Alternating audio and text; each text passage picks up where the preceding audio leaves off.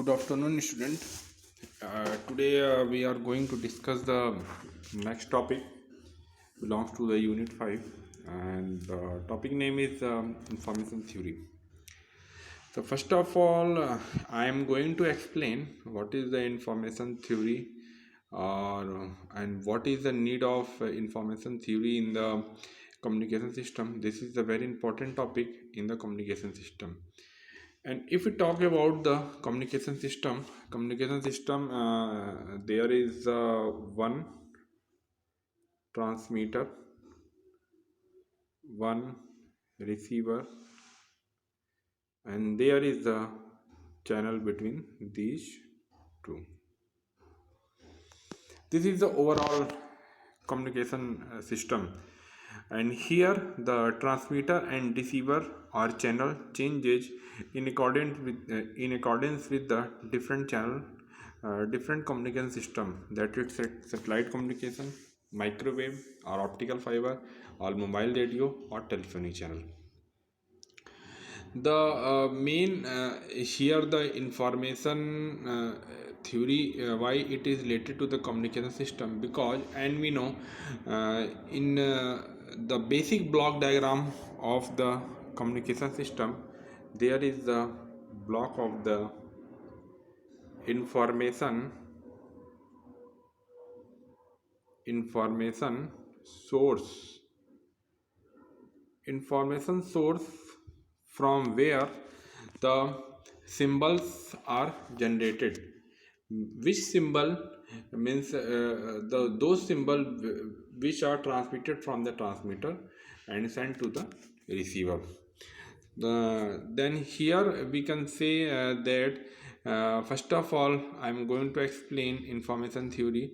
Information theory is the branch of the probability theory which may be applied to the communication system. अगर simple way में अगर हम define करना चाहें तो इंफॉर्मेशन थ्योरी जो हमारा होता है ये आपका एक ब्रांच होता है किसी भी प्रोबेबिलिटी थ्योरी का, जिसको हम कम्युनिकेशन सिस्टम में अप्लाई करते हैं स्टडी करने के लिए.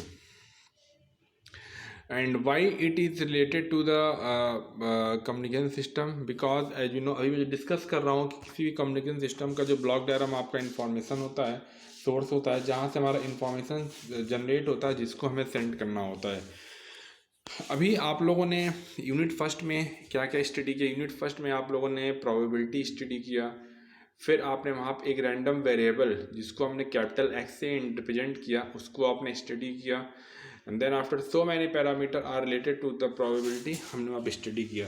But here the main role is the random variable. Random variable आपका एक वैसा वैल्यू होता है जो रियल वैल्यू होता है किसी भी रैंडम एक्सपेरिमेंट का. Here also information source means जो आपका सेकेंड पॉइंट है, आपका सेकेंड पॉइंट यही कहना चाह रहा है कि information source can be viewed as object, can be viewed as object which produce an event. Okay तो आपको ये पता है जब भी हम रैंडम एक्सपेरिमेंट के बारे में बात करते हैं तो एक इवेंट प्रोड्यूस होता है और उस इवेंट की होने की कुछ ना कुछ प्रोबेबिलिटीज होती है, कुछ ना कुछ आउटकम होते हैं. आउटकम होने के बाद उसकी प्रोबेबिलिटी होती है या इसके होने की प्रोबेबिलिटी क्या होती है, सब चीज़ें आपने पढ़ लिया हुआ. और these outcome is selected as the random according to the probability distribution. तो ये हमारे जो आउटकम होते हैं या जो इवेंट होते हैं ये रैंडमली बेसिस पे से इनका डिस्ट्रीब्यूशन होता है. मीन्स हमें ये नहीं पता कि कौन सा आउटकम या कौन सा इवेंट हमारा वहाँ पे ऑकर होगा. Having different probabilities are there. Just like हमने जब स्टडी किया था आपको याद है रैंडम वेरिएबल हम लोगों ने कैपिटल एक्स इंडिकेट किया था, एंड देन उस रैंडम वेरिएबल की जो कुछ वैल्यूज थी जिसको हमने लिखा x1, x2 up to xm.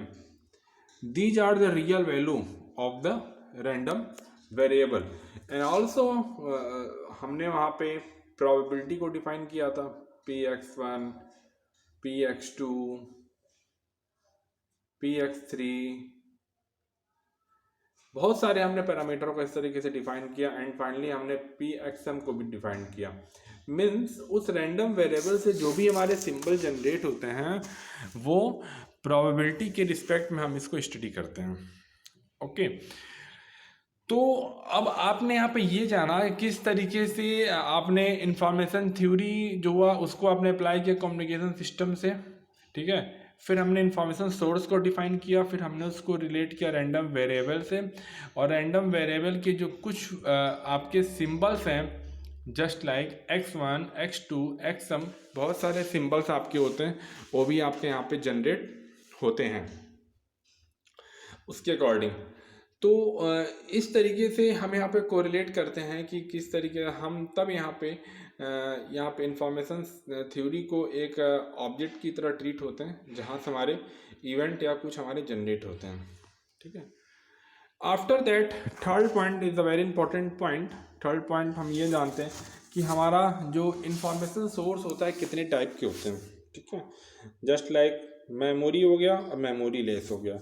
तो कहीं भी अगर मेमोरी के बारे में बात करेंगे तो मीन्स हमें पता है कि हमें कुछ ना कुछ स्टोर करना है। कुछ ना कुछ स्टोर करने का मतलब है कि अभी हमारा जो आउटपुट सिंबल जनरेट हो रहा है वो कहीं न कहीं प्रेजेंट इनपुट सिंबल के साथ साथ आपका पास्ट आउटपुट सिंबल पे भी वो जनरेट हो रहा है, तभी हमें मेमोरी की रिक्वायरमेंट होती है, ठीक है। और मेमोरी लेस क्या होता है? मेमोरी लेस में हमें ये होता है कि हमारा जो प्रेजेंट जो आउटपुट सिंबल है depend upon the present input, means वो प्रेजेंट इनपुट पे डिपेंड होता है, ठीक है। तो बेसिकली तो वैसे तो आपके इन्फॉर्मेशन सोर्स टू टाइप के होते हैं, बट हमें इस डिजिटल कम्युनिकेशन में हमें यहाँ पे डिस्क्रीट मेमोरी लेस सोर्स ही पढ़ना है, जो ऑलरेडी आपका नेक्स्ट पॉइंट में लिखा हुआ है here, this is the discrete memory less source, उसको हम ब्रैकेट में डीएमएस से हम रिप्रेजेंट करते हैं। ओके, तो डिजिटल कम्युनिकेशन में हम जो भी सोर्स लेंगे वो कैसा लेंगे, वो डिस्क्रीट मेमोरी लेस सोर्स लेंगे, और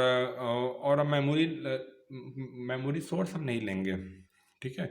ऐसा क्यों लेते हैं? क्योंकि हमें यहाँ पे मेमोरी की रिक्वायरमेंट नहीं है। तो this is your third point, type of the information source. Now the next, let us consider a discrete memory source represented by DMS denoted by capital X। Capital X हमने इसको indicate कर दिया, and having the alphabet, इसके alphabet आपके क्या हो गए, x1, x2, x3 up to xm, ये आपके हो गए, ठीक है। तो ये जितने भी हमारे यहाँ पे जो वैल्यूज़ आपकी जनरेट हो रही हैं वहाँ से डिस्क्रीट मेमोरी लेस सोर्स से, इनमें कुछ ना कुछ इन्फॉर्मेशन कंटेन होता है, कुछ ना कुछ इन्फॉर्मेशन कंटेन होता है। तो वो इन्फॉर्मेशन कंटेन का जो फार्मूला होता है वो आपका होता है आई, हमें general formula I X I के फॉर्म में लिखेंगे, is equal to log 1/p xi to the base 2. This is the formula. This is a very important formula in the information theory कि how the information can be related with the probability। अगर आप यहाँ पे ये फार्मूले और observe करें, देखें, तो आप यहाँ पे ये ऑब्जर्व कर रहे हैं हमारा जो इंफॉर्मेशन है वो प्रोबेबिलिटी के इन्वर्सली प्रोपोर्शनल है। मीन्स किसी भी इवेंट के होने की प्रोबेबिलिटी अगर सबसे अधिक होगी तो वहाँ पे इंफॉर्मेशन सबसे कम होगा, और किसी भी इवेंट के होने की प्रोबेबिलिटी अगर सबसे कम होगा तो वहाँ पे इंफॉर्मेशन सबसे अधिक होगा, ठीक है। तो हम लोग यहाँ पे एक्चुअली क्या है कि हमने यहाँ पे जो रिलेट किया है इंफॉर्मेशन को इन्वर्सली प्रोबेबिलिटीज़ को लॉग के साथ, due to reason is that because here the probability is ranges from 0 to 1, ठीक है। तो उस अगर स्मॉल वैल्यूज को अगर हम फाइंड करेंगे तो इन्फॉर्मेशन की वैल्यू काफ़ी अधिक आ जाएगी, इसलिए हमें उसको लॉग के फॉर्म में चेंज करते हैं कि बहुत से पॉइंटोज में जो वैल्यू होती हैं, मीन्स कभी कभी प्रोबेबिलिटी आपकी बहुत छोटी होती है, भले ही वो 0 से 1 के बीच में लाई करता है, प्रोबेबिलिटी बहुत छोटा होता है, तो इन्फॉर्मेशन की वैल्यू काफ़ी अधिक आ जाएगी। इसलिए हम लॉग को यूज करके हम यहाँ पे हम रियल वैल्यूज को हम फाइंड कर सकें यहाँ पे, इसलिए हम यहाँ पे ये लॉग का यूज करते हैं।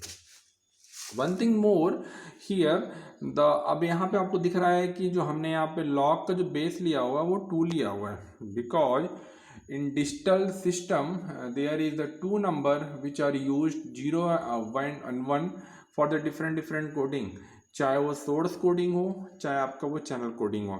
Okay, here due to this reason here we place the base 2 on the log. Then so this is the information content of any symbol xi noted by this one, ये बता दिया मैंने आपको. And where pxi is the probability of the occurrence of the symbol xi. pxi क्या है? It is the probability of the occurrence of the symbol xi. Now next point is that note that ixi satisfies the following properties. हमारा जो information होता है, जो means information होता है किसी भी वेरिएबल का, विच सेटिस्फाई द फॉलोइंग प्रॉपर्टी. जैसे आपको पहला ही पॉइंट दिख रहा है, पहला पॉइंट आपका ये कहना चाह रहा है I X I is equal to 0 for P X I is equal to 1. इसका मतलब ये है कि अगर आपका किसी भी इवेंट के होने की प्रोबेबिलिटी अगर सबसे अधिक है, this is the maximum value 1, then in that case the information is equal to 0. हमारा यहाँ पे इंफॉर्मेशन क्या होगा, वो 0 के बराबर होगा. अगर इसको हम कोरिलेट करें, एग्जांपल ले लें हम, जैसे आपको पता है sun rises in the east, तो sun rises in the east यहाँ पे जो प्रोबेबिलिटी है यहाँ पे ये बहुत आप सबसे अधिक दैट इज 1 है. तो इस केस में कोई इन्फॉर्मेशन हमारा नहीं है, that is information is equal to 0. Now second आपका है I X I greater than equal to 0. Okay, अभी आपने जो फार्मूला बेटा यहाँ आपने जो देखा आप लोगों ने, फार्मूला में ये दिख रहा है कि माइनस लॉग पी एक्स आई आपका फार्मूला है, ठीक है. और प्रोबेबिलिटी की जो वैल्यू होती है हमेशा आपका 0 से लेके 1 के बीच में लाई करता है, मीन्स ऑलवेज, और डेसिमल वैल्यू. तो किसी भी डेसिमल वैल्यू का अगर आप लॉग लेंगे, मीन्स यहाँ तक कि अगर आप बारे में बात करेंगे, there is always a negative value. तो यहाँ से लेके यहाँ से एक निगेटिव वैल्यू आएगी, और ये निगेटिव ऑलरेडी पहले से है, तो निगेटिव क्या हो जाएगा आपका, वो प्लस हो जाएगा. इसलिए information always greater than equal to 0. Now next third point आपका है I X I is greater than I X J. Means आपका ये लिखा हुआ है यहाँ पे I X I greater than I X J. इस पॉइंट में ये कहना चाह रहा है कि आपके दो रैंडम वेरिएबल यहाँ पे लिया गया है, आपका एक्स आई लिया गया है और एक्स जे लिया गया है, ये आपके सिंबल्स हैं. तो एक्स आई का जो इन्फॉर्मेशन होगा वो अधिक होगा with respect to the X J, because the probability of occurrence of this event, means इसकी जो प्रोबेबिलिटी होगी वो लेस होगी वो पी एक्स जे वाले प्रोबेबिलिटी से, इसलिए आपका ये लिखा गया है. This is your third point. ये ऑलरेडी हमने फॉर्मूला डिस्कस किया कि जब किसी भी इवेंट के होने की प्रोबेबिलिटी सबसे अधिक होगी तो इन्फॉर्मेशन कम होगा, अगर वो उसमें कम होगा, अगर आपका उसमें कम होगा, प्रोबेबिलिटी कम होगा, तो सबसे इन्फॉर्मेशन वहाँ पे अधिक होगा. ये ऑलरेडी मैंने डिस्कस किया हूँ मैं आपको. After that fourth point is equal to I X I comma X J is equal to I X I plus I X J if I X I and X J are independent. यहाँ पे ये कहना चाह रहा है, यहाँ पे jointly information निकाला गया है between two variable, that is X I and X J is equal to I X I plus I X J. And if X I and X J are independent, means जो इनके होने occurrence होने, ये जो symbol जो occurrence हो रहे हैं अगर ये इंडिपेंडेंट, उस केस में ये वैल्यू क्या दोनों सम के बराबर होगा. नाउ फ्रॉम तो अभी तक हमने बस यहाँ से लेके यहाँ तक आपको यही जाना किस तरीके से आपने क्या कहते हैं आपने इंफॉर्मेशन थ्योरी के जाना, फिर कैसे आपने उसको यहाँ पे कोरिलेट किया हुआ है, कैसे आपने कोरिलेट किया इंफॉर्मेशन को प्रोबेबिलिटी थ्योरी को इंफॉर्मेशन थ्योरी से, अब इस तरह कैसे कोरिलेट किया. And finally there are some properties of the information. Now next topic is the entropy. Entropy is also a very important parameter. Okay. As you know, अभी हमने discuss किया कि आपके इंफॉर्मेशन सोर्स से हमारे जो सिंबल आपके जो x1 हो रहे हैं, x2 हो रहे हैं और जो x3 हो रहे हैं अप टू xm जो सिंबल आपके जनरेट हो रहे हैं, तो ये पॉसिबिलिटी नहीं है कि हम एक सिंगल मैसेज को सेंड करके हम सारे इन्फॉर्मेशन को सेंड करें। इट इज़ नॉट पॉसिबल, ये पॉसिबल नहीं है कि हम सारे इन्फॉर्मेशन को भेज सकें एक ही मैसेज से, क्योंकि एक सिंगल मैसेज एक सिंगल सिंबल में सारे इन्फॉर्मेशन आपके नहीं होते हैं। तो अब तो in practical communication system we talk about the long message just like mean simply it is a combination of the different symbol like x3 हो सकता है, x1 हो सकता है, x2 हो सकता है, फिर xm हो सकता है, फिर x1 हो सकता है। तो ये एक कंप्लीट लॉन्ग मैसेज हो गया, ठीक है। तो जब लॉन्ग मैसेज हो जाता है तब इस केस में हमें इंफॉर्मेशन को फाइंड करना थोड़ा टिपिकल होता है, ठीक है। तो इस चीज़ को फाइंड करने के लिए एक और क्वांटिटी आया जिसको बोला गया एंट्रोपी। और एंट्रोपी को बेसिकली हम डिफाइन करते हैं, this is the average information, this is the average information of the symbol in a long message. Means हमारा जो लॉन्ग मैसेज है इसमें कितना एवरेज इंफॉर्मेशन है उस क्वांटिटी को एंट्रोपी के फॉर्म में डिफाइन किया गया है। Now how the entropy can be represented. तो एंट्रोपी जैसे अभी हमने यहाँ पे एक डिस्क्रीट मेमोरी लेस सोर्स को हमने सिंबल एक्स से इंडिकेट किया हुआ है, तो एंट्रोपी के लिए हम एक कैपिटल एच का यूज करते हैं और ब्रैकेट हम यहाँ पे कैपिटल एक्स लिख देते हैं, ठीक है। तो ये आपका हो गया एच एक्स, दिस इज आपका ये आपका एक एंट्रोपी क्वांटिटी हो गया and this is related to the long sequence of the messages and also it is defined, it is the measure of the average information contained per source symbol। इसको हम ऐसे भी डिफाइन करते हैं, it is the average information contained per source symbol, इसके भी define कर सकते हैं। this is a very important formula। now second point, the concept of entropy which is the measure of uncertainty of random variable। तो जो concept of entropy है ये आपका अनसर्टिनिटी भी मेजर करता है किसी भी रैंडम वेरिएबल का। Let X be a discrete random variable with alphabet X and probability mass function P X is equal to probability when random variable capital X is equal to X where small X belongs to capital X. Simply अब देखो यहाँ पे आपका दो symbol use होगा, एक आपका capital x जो रैंडम वेरिएबल है, एक आपका स्मॉल एक्स है। ये स्मॉल एक्स इस रैंडम वेरिएबल की कभी वो रियल वैल्यू होगी, ठीक है। तो इसकी जो प्रोबेबिलिटी होगी, इसको प्रोबेबिलिटी हम राइट करने के लिखेंगे P X is equal to P when random variable capital X is equal to small X and where the real value belongs to the capital X. ये सारी चीज़ें होंगी आगे, ये सारी चीज़ें आपके आगे यूज भी होंगी, किस तरीके से आपका रैंडम वेरिएबल है और उस रैंडम वेरिएबल से वैल्यूज को कैसे डिफाइन किया गया है। we denote the probability mass function px rather than pxn for convenience, then px and py refer to the two different random variable are in fact different probability mass function px and py respectively, and the entropy of the discrete random variable is defined by okay. अब हम यहाँ पे दो random variable के बारे में बात कर रहे हैं बिकॉज जैसे अभी मैंने डिस्कस किया कि कम्युनिकेशन सिस्टम में आपके एक ट्रांसमीटर होता है जिसको हम एक्स से रिप्रेजेंट करते हैं, एक आपका रिसीवर होता है जिसको हम वाई से रिप्रेजेंट करते हैं, ठीक है। हम सिंबल यूज करते हैं ट्रांसमीटर और receiver.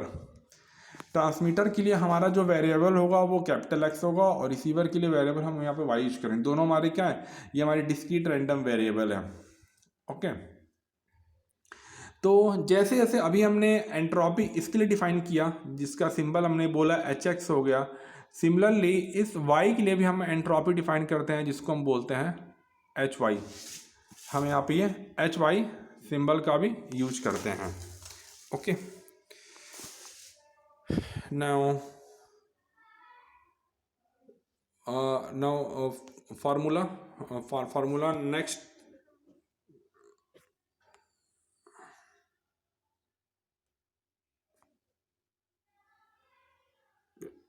Okay.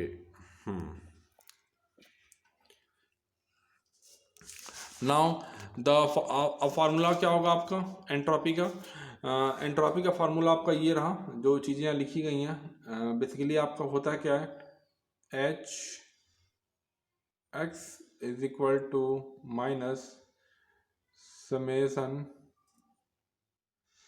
X belongs to capital X P X log P x.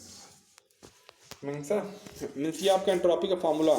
Summation इसलिए यहाँ पे यूज किया जा रहा है because there are the number of the values which belongs to the capital X and then P X and log P X. या simply कह सकते हैं आप प्रोबेबिलिटी को, आप जो है उस पर्टिकुलर वेरिएबल के प्रोबेबिलिटी को उसके इन्फॉर्मेशन से मल्टीप्लाई कर दो और जितने भी आपके वहाँ पे वेरिएबल यूज किया सभी को निकाल के और सभी को आप ऐड कर दो, इसलिए आप समेसन का साइन यूज किया गया। ओके तो इसलिए समेसन का साइन यूज किया गया, तो कन्फ्यूज़न नहीं होना चाहिए यहाँ पे किस तरीके से फार्मूला यहाँ पे लिखा गया। तो this is the formula accord for the random variable x. Similarly अगर हम y की लिखना चाहें तो y के लिए क्या हो जाएगा आपका symbol, H Y is equal to minus sign small y belongs to capital Y P Y log P Y, ये फार्मूला हो गया। तो सिर्फ आपने किया कि आपने जो आपने वेरिएबल x एज्यूम किया था उस x की जगह आपने i को प्लेस कर दिया। तो इस तरीके से आप यहाँ पे फार्मूले को यहाँ पे राइट कर सकते हैं। Okay and after that there are also the two more probabilities are defined here like the joint entropy and conditional entropy। joint entropy and conditional entropy के लिए बेसिकली हमें जो रिक्वायरमेंट एटलीस्ट टू वेरिएबल आपके होने चाहिए जो x और y को रिप्रेजेंट करें। ओके तो अब हमें यहाँ पे जॉइंट एंट्रोपी और कंडीशनल एंट्रोपी को डिस्कस करने के लिए हमें दो प्रोबेबिलिटीज़ की और रिक्वायरमेंट होगी, just like joint probability between the variables x and y and conditional entropy between the variable x and y। so here there are the three more probabilities are there which are required to study the joint entropy and conditional entropy, like p x comma y, this is the joint probability, p x y, this is the conditional probability, and p y is to x। तो ये तीन आपके probabilities और हो गए। तो इन तीन probabilities के बिहाफ पे हमारे तीन एंट्रोपीज और डिफाइन करते हैं। दिस इज कॉल्ड, इसके हेल्प से हम ज्वाइंट प्रोबेबिलिटी डिफाइन करते हैं और इन दोनों के हेल्प जो हम वो कंडीशनल प्रोबेबिलिटी को डिफाइन करते हैं। Now how it can be defined, इसको डिफाइन करने के लिए हमें क्या लिखा हुआ है, joint entropy, the joint entropy represented by H X comma Y of a pair of the discrete random variable x and y with the joint distribution p x comma y is defined as। ठीक है, formula क्या लिखा गया आपका, joint entropy का formula आपका हो गया is equal to minus sign, दो समेसन यूज होगा, एक आपका x के लिए एक y के लिए, देन p x कमा y and log p x कमा y। This is the formula, ये आपका फार्मूला हो गया ज्वाइंट एंट्रोपी का। ठीक है, कभी कभी ये होता क्या है कि हम इन दोनों समेसन को एक साथ कंबाइन करके हम इसको सिंगल एक समेसन लिख के हम x कमा y भी लिख सकते हैं। तो ये आपके फार्मूले होते हैं, अलग अलग आपके बुक में अलग अलग रिप्रेजेंटेशन या नोटेशन होगा, तो आपको कंफ्यूज होने की ज़रूरत नहीं है, आप सिंपली इसको यहाँ पे सॉल्व कर सकते हैं। तो this is the formula of the joint entropy. Now we also define the conditional entropy for random variable given another as a expected value of the entropy of the conditional distribution and average over the conditioning random variable. ठीक है, तो अब हमें यहाँ पे दो, अभी हमने प्रोबेबिलिटी को डिफाइन किया हुआ है। एक तो आपका फार्मूला हो गया, इसके लिए फार्मूला ये हो गया H X Y is equal to minus summation X का वाई, हम एक साथ कंबाइंड लिख दे रहे हैं। देन हियर पी एक्स का Y log P X is to Y, ये आपका फार्मूला हो गया। ठीक है, मीन्स यहाँ आपका x ऊपर है तो यहाँ भी आपका कंडीशनल प्रोबेबिलिटी में x ऊपर होगा, y आपका नीचे होगा। Similarly one more formula h x is equal to minus summation X Y P x comma Y log P Y X, ये आपका फार्मूला हो गया। ठीक है, तो हमने यहाँ पे दोनों फार्मूले को राइट कर दिया है। तो आपको यहाँ पे दिख रहा किस तरीके से दोनों फार्मूले में समेसन के बाद तो ज्वाइंट प्रोबेबिलिटी दोनों में यूज होगा। सिर्फ आपका चेंज क्या हो रहा है, सिर्फ आपका लॉग के अंदर वो चीज़ आपका चेंज हो रहा है। लॉग के अंदर आपको ये दिख रहा है जहाँ पे एच में जो ऊपर है, उसी तरह सिमिलरली आपके प्रोबेबिलिटी में भी वो यहाँ पे ऊपर है और जो नीचे है वो नीचे है। सिमिलरली यहाँ पे जैसे आपने H Y is to X लिखा हुआ है तो वाई आपका ऊपर होगा और एक्स क्या होगा आपका, वो नीचे होगा। तो इस तरीके से आपने दो एंट्रोपीज को और डिफाइन किया। तो ओवरऑल अगर हम देखें तो टोटल आपने 5 एंट्रोपीज के बारे में जाना। एक 5 एंट्रोपी आपका हो गया, एक आपका हो गया एच एक्स हो गया आपका, एक आपने एच वाई जाना, एक आपने एच एक्स कामा वाई जाना, फिर आपने एक जाना H X is to Y जाना और एक आपने एच माना वाई इज टू एक्स। तो टोटल आपने जो यहाँ पे 5 एंट्रोपीज को स्टडी किया। ठीक है, these two are called individual entropy, this is the joint entropy and these two are the conditional entropy। तो टोटल आपने 5 एंट्रोपीज के बारे में जाना यहाँ पे। ठीक है, 5 एंट्रोपीज के बारे में जान के आपने अलग अलग एंट्रोपीज को पढ़ लिया, वो देख लिया कि यहाँ बेसिकली आपके क्या हैं आपके। एंड आफ्टर दैट अब क्या आपको जानना है, अब आपका जो है यहाँ पे तो आई थिंक अब आपका जो नेक्स्ट टॉपिक है it is relation between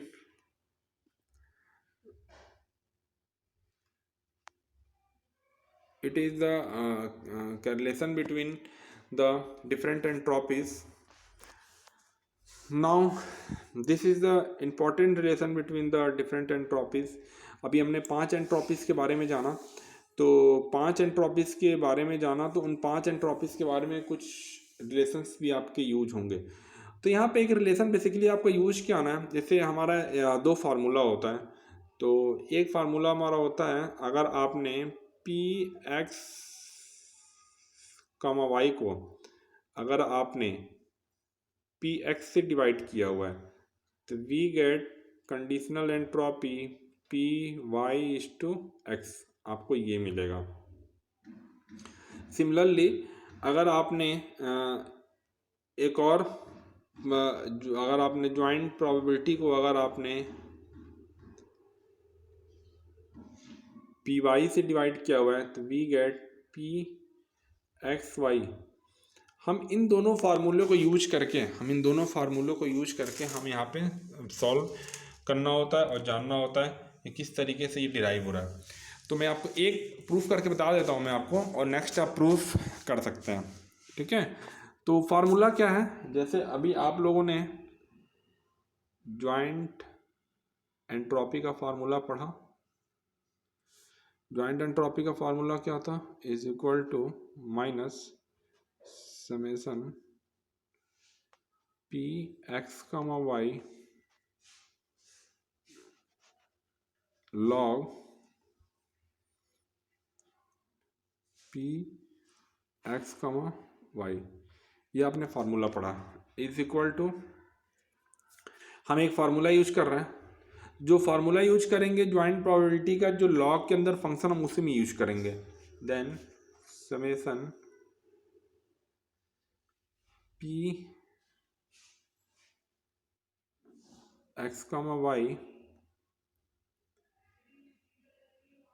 log, और आपका ये हो गया P x into P Y by X, ये आपका फार्मूला हो गया। मीन्स आपने क्या किया, ये आपका जो ज्वाइंट प्रोबेबिलिटी था, उस ज्वाइंट प्रोबेबिलिटी को आपने इंडिविजुअल प्रोबेबिलिटी पी एक्स और conditional probability P Y by X से आपने मल्टीप्लाई कर दिया। ओके, आफ्टर दैट मल्टीप्लाई करने के बाद आपको ये लॉग ए इंटू बी, ये आपका लॉग ए इंटू बी का फार्मूला है, तो लॉग ए इंटू बी क्या होता है, log A plus log B.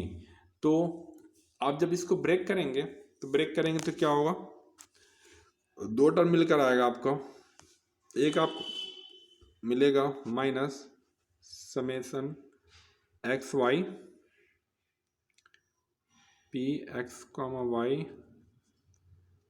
Log P X, एक तो आपको ये मिलकर आएगा, फिर minus summation X Y P X comma Y log,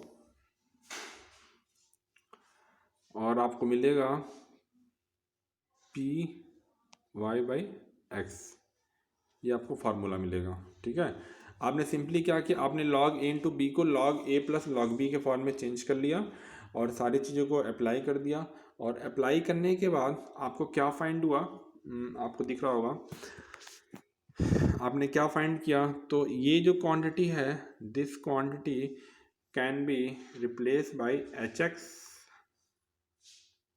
फिर प्लस का sign, and this quantity can be replaced by H Y by X, ये आपको फार्मूला मिल गया। This is the relation for the joint entropy. तो आपने क्या formula find किया, आपने फार्मूला ये फाइंड किया, H X comma Y is equal to H X plus H Y by X, ये आपका फार्मूला हो गया। ठीक है, सिमिलरली आपने अभी एक फार्मूले को यूज किया हुआ है, जो अभी आपने ये फर्स्ट वाला प्रूफ किया हुआ है। ठीक है, सेकेंड वाले प्रूफ करने के लिए क्या करेंगे, सेकेंड वाले प्रूफ करने के लिए आपका जो फार्मूला था is equal to minus X Y, ये आपका हो गया P x comma Y log, और यहाँ पे जो ज्वाइंट प्रोबेबिलिटी था आप उसको लिख देंगे P Y and P X by Y, इस तरीके से आपने ब्रेक किया।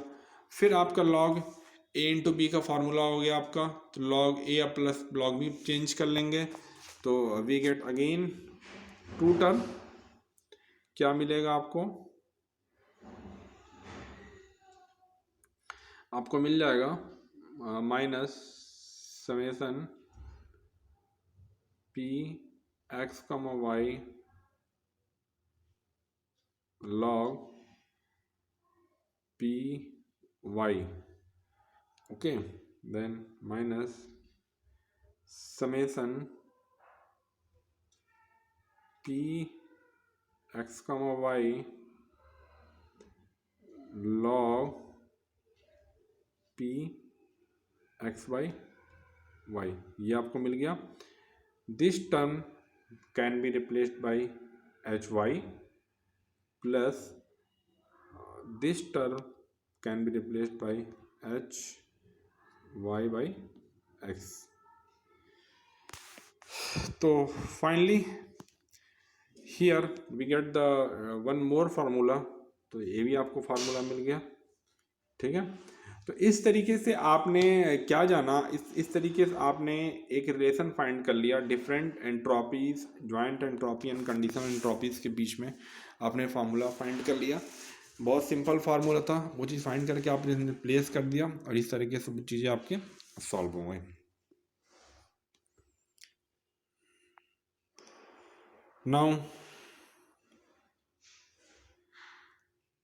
Now the next topic is the information rate. Okay तो अभी आप लोगों ने क्या पढ़ा? अभी आप लोगों ने इंफॉर्मेशन के बारे में पढ़ा, आप लोगों ने information theory, information and then entropy के बारे में पढ़ा। एंड आफ्टर दैट अब आपने इंफॉर्मेशन रेट के बारे में पढ़ेंगे आप। Information rate is represented by capital R. यहाँ पे कैपिटल आर को यूज किया गया, capital R, and is given by the information rate capital R is equal to small r into h, where r is the information rate, here h is the entropy or average information per message, or rate, it is the rate at which the message are generated, किस rate से हमारा message generate कर रहा है या message पर second हो गया। तो information rate basically is represented as the average number of the bits of information per second is calculated as follow। इस तरीके से हम फाइंड करेंगे यहाँ पे। तो इंफॉर्मेशन रेट को बेसिकली जो डिफाइन किया गया है, capital R is equal to R into H. H हमारा होता है एवरेज इंफॉर्मेशन पर मैसेज, और हमारा जो स्मॉल आर होता है वो कितने रेट से हमारा पर सेकेंड मैसेज जनरेट हो रहा है। ठीक है, दिस इज द फार्मूला, जो फार्मूला अभी हमने राइट किया। And what will be the unit of the capital R? तो कैपिटल आर को जो यूनिट होगा वो आपका ये रहा।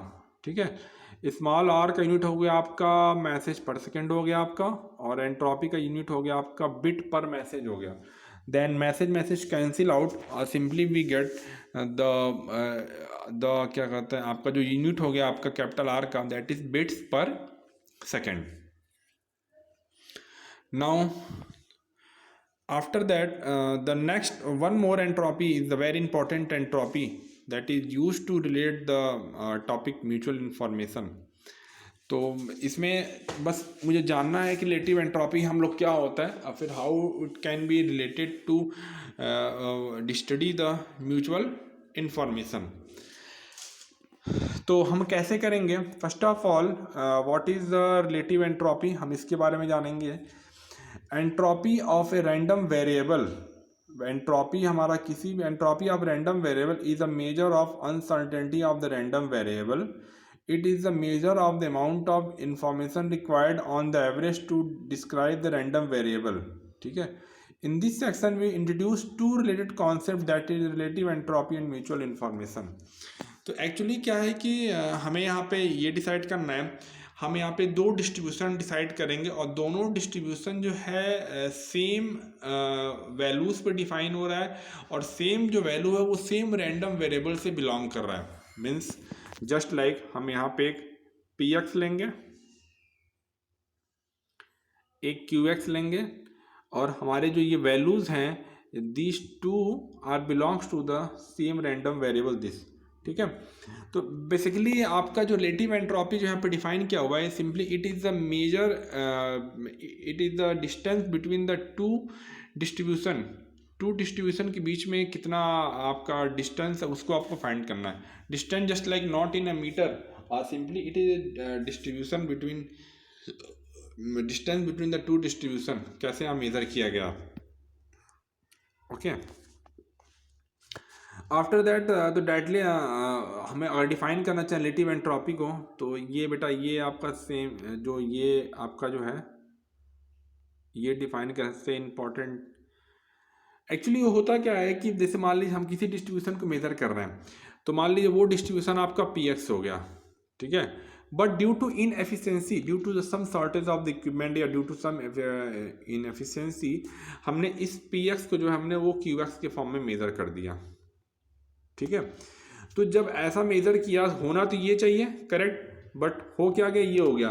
तो कितना इनके बीच में डिफरेंसेस हैं उस डिफरेंसेस को ही रिलेटिव एंट्रोपी के फॉर्म में डिफाइन किया गया है कि the it is the measure of the distance between the two distribution, यहाँ पे डिफाइन किया गया है।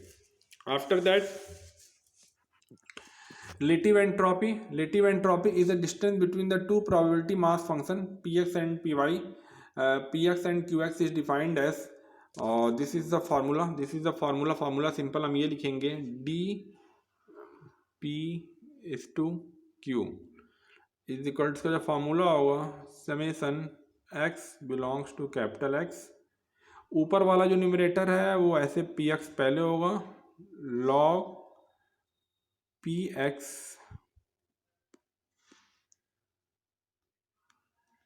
अपॉन qx, ये फार्मूला होगा।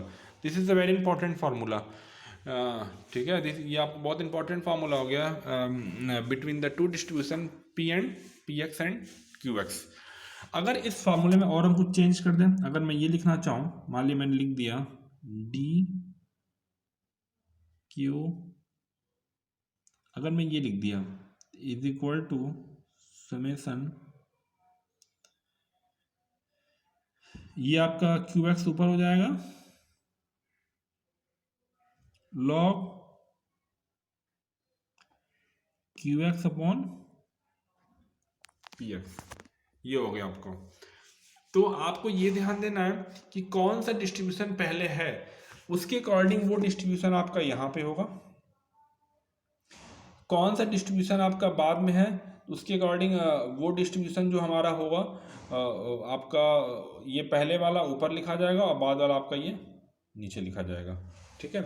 तो ये आपका एक डिस्ट्रीब्यूशन डिफाइन, एक एंट्रोपी डिफाइन किया गया, और ये एंट्रोपी बेसिकली जो रिलेटिव एंट्रोपी डिफाइन किया गया because there is one more important quantity which are discuss in this unit, that is the mutual information and also how the mutual information can be calculated, ये चीज़ आपको जानना है।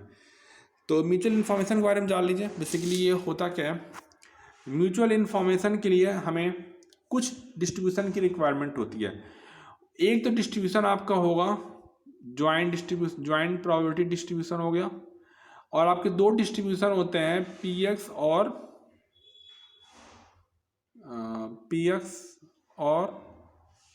py, ये आपके दो distribution होते हैं। एक तो आपका ज्वाइंट डिस्ट्रीब्यूशन होगा, एक आपका इंडिविजुअल डिस्ट्रीब्यूशन आपका px और py आपका यहाँ पे होगा, ठीक है। आफ्टर दैट अब इन्हीं के रिस्पेक्ट में एक तो डिस्ट्रीब्यूशन आपका ये हो गया, बाकी आपका ये दोनों एक प्रोडक्ट हो गया आपका px एंड py। हमें इन्हीं के बीच में हमें रिलेटिव एंट्रोपी को डिफाइन करना है। कैसे डिफाइन किया गया, consider two random variable x and y with a joint probability mass function. ये ज्वाइंट प्रोबेबिलिटी मास फंक्शन आपका लिया गया है px, y लिया गया आपका है, ठीक है। And marginal probability mass function, marginal probability आपका लिया गया जिसको px और एंड py से रिप्रेजेंट किया गया। Then the mutual information is the relative entropy between the joint distribution and the product distribution. तो जो म्यूचुअल इन्फॉर्मेशन डिफाइन किया गया है, म्यूचुअल इन्फॉर्मेशन का जो सिंबल आपका होगा i x कॉलन y, कभी कभी ये सेमी कॉलन हो सकता है, is equal to d p x, y parallel sign px और py का product. This is the formula of the mutual information. देखिए नीचे यहाँ लिखा भी हुआ है, अगर आप ये देखें तो यहाँ पे देखो नीचे लिखा भी हुआ है आपका, ठीक है। तो आप सिंपली यहाँ पे ये डिफाइन करना चाहें, mutual information is the relative entropy between the joint distribution and the product of the modular distribution px and py, और it can be represented by d p x, y and parallel sign then px into py। ये आपका हो गया इस तरीके से।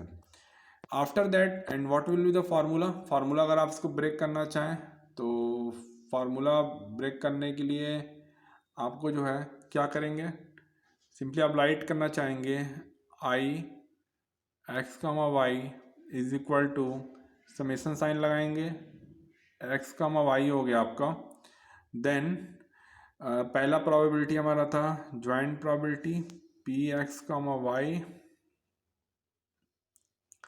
Log P x comma y divided by p x into P Y. ये आपका फार्मूला हो गया, ठीक है। तो इस फॉर्मूले में आपको यही बता किस तरीके से म्यूचुअल इन्फॉर्मेशन को रिलेटिव एंट्रोपी के टर्म में आपको डिफाइन कर दिया गया। और वो रिलेटिव एंट्रोपी आपके दो डिस्ट्रीब्यूशन है, एक आपका है ज्वाइंट डिस्ट्रीब्यूशन और एक आपका है product of the individual distribution. उनके बीच में आपको डिफाइन करके उनको सॉल्व किया गया, ठीक है। बाकी जो आपका जो टॉपिक है हमें म्यूचुअल इन्फॉर्मेशन और एंट्रोपी के बीच में रिलेशन को डिफाइन करना है, तो we will discuss in the next lecture. Okay, this is all about today topic. Okay, thank you.